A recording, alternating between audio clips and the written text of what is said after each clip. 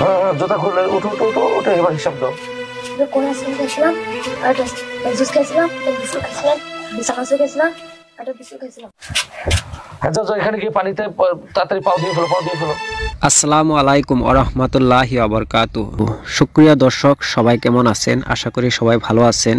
আজকে একটি Islamic video নিয়ে আপনাদের মাঝে হাসরের বিচার কেমন হবে তার একটি নমুনা প্রশিক্ষণমূলক ভিডিও। এই ভিডিওটি দেখার পর আমি নিজেই অনুতপ্ত হয়ে গিয়েছি, আমার এহসাস হয়ে গেছে।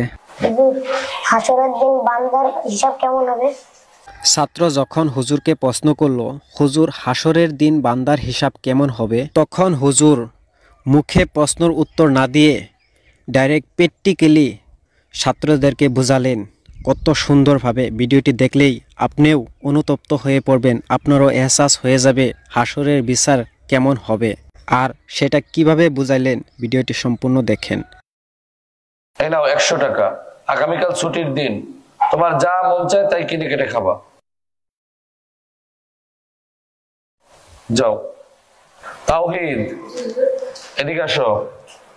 এভাবেই প্রত্যেকটা ছাত্রকেই কাউকে 100 টাকা, কাউকে 80 টাকা, কাউকে 60 টাকা এভাবে দিতে দিতে লাস্ট মুহূর্তই আব্দুর রহমান, জি হুজুর। এদিকে আসো। এই নাও 5 টাকা। এই 5 টাকা দিয়ে তোমার যা মনে চায় খাবার খেতে সেগুলো খাবা, ঠিক আছে? যাও। আসো এবার আলবি আসো।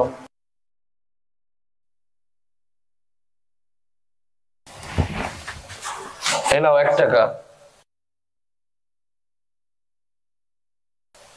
1 টাকা দিয়ে তোমার যা খুশি, যা খেতে মন চায় তাই খাবে।